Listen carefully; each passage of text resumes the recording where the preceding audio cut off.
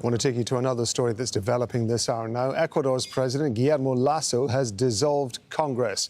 On Tuesday, MPs began impeachment procedures against the president, accusing him of corruption. Ecuador's constitution allows the president, in certain circumstances, to dissolve parliament and, at the same time, announce his own resignation.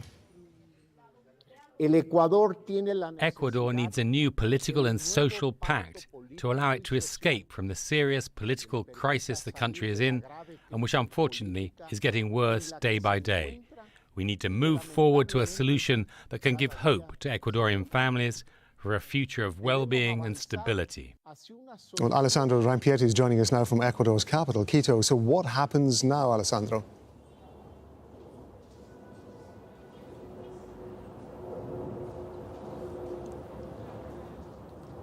Hello, Alessandro Rampietti in Quito. It's Rob Matheson in Doha. Can you hear me?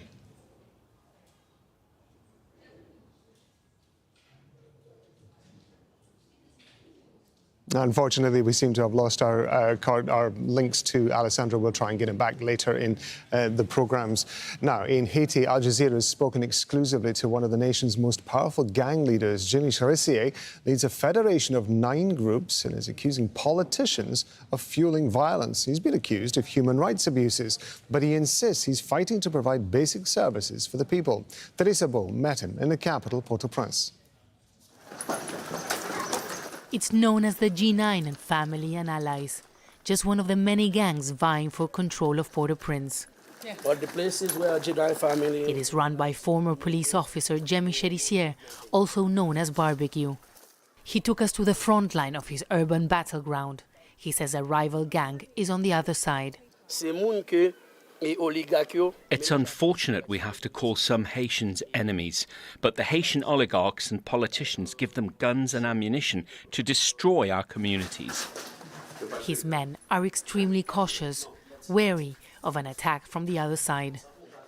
Jimmy Cherissier, alias Barbecue, has created what is known as the G9. It's a federation of gangs, and it's one of the most powerful here in the capital. They're fighting for control of the territory.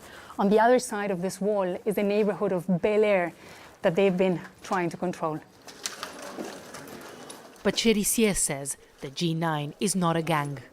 He says he's fighting to help provide security and basic services to the people left behind by the government.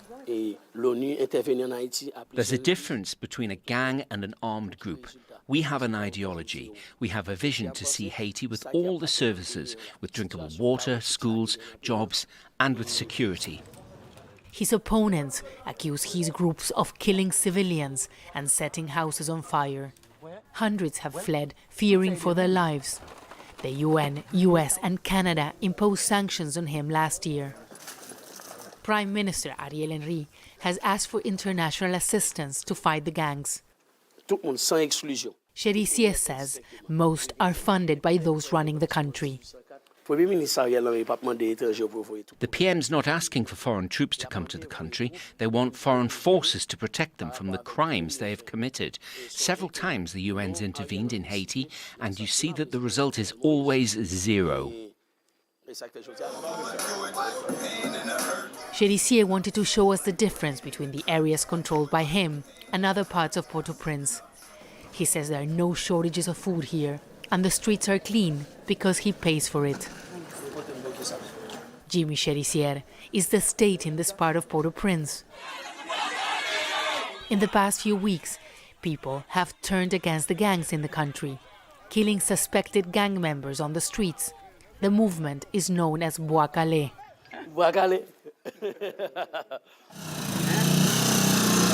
Cherissier says he supports them, saying the time has come for people to fight back. Teresa Bo, Al Jazeera, Port-au-Prince. OK, I want to take you back to our earlier developing story. Ecuador's President Guillermo Lasso has dissolved Congress. We're going to talk to Alessandro Rampietti, who's in Ecuador's capital, Quito. So, Alessandro, what happens now?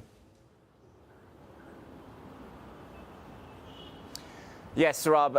What happens now, essentially, is that immediately The National Assembly, the Ecuador's Congress, is closed. The police has already been deployed to block the entrance for lawmakers that were expected to continue the impeachment proceedings on Wednesday. These were supposed to start in 1 hour. Instead, nobody is allowed to enter Congress right now. We've seen the police standing in front of the main doors of the building. And the next thing that will happen is that the National Electoral Council will have 90 days to call and present new presidential and parliamentary elections.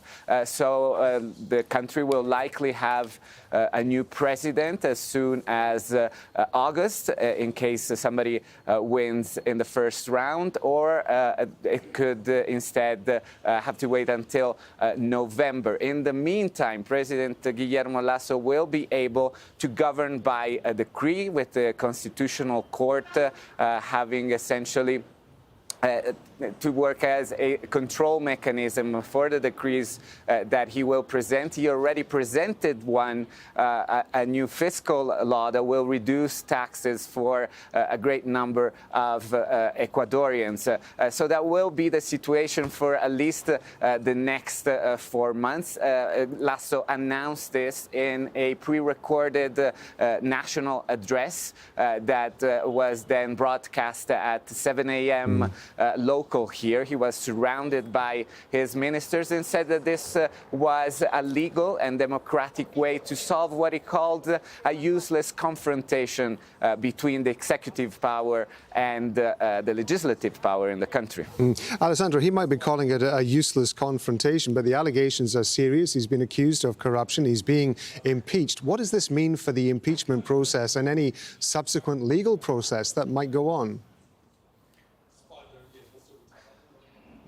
Well, this essentially means that the impeachment process is over. And the truth is that while obviously these were serious charges, this went beyond this particular case. And what we've seen now for months in the country was sort of a game of brinkmanship between the executive power and the legislative power, with the legislative power in the country working to try and remove the president. He had already faced an impeachment trial less than a year ago, following massive protests in the country on the price of living. Ecuadorians here are very tired about not only the worsening economic situation, but also a degraded security situation. For many years, Ecuador was a relatively safe haven in Latin America, but recently it has become the main transport hub for drug trafficking, the drug trafficking of cocaine to the United States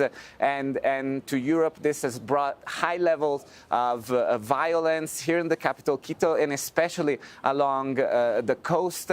So people were very tired here. A lot of them were accusing the president of being unable to control the situation in the country. Lasso says that, though, he wasn't allowed to govern because the opposition majority in Congress essentially was blocking all his legislative agendas.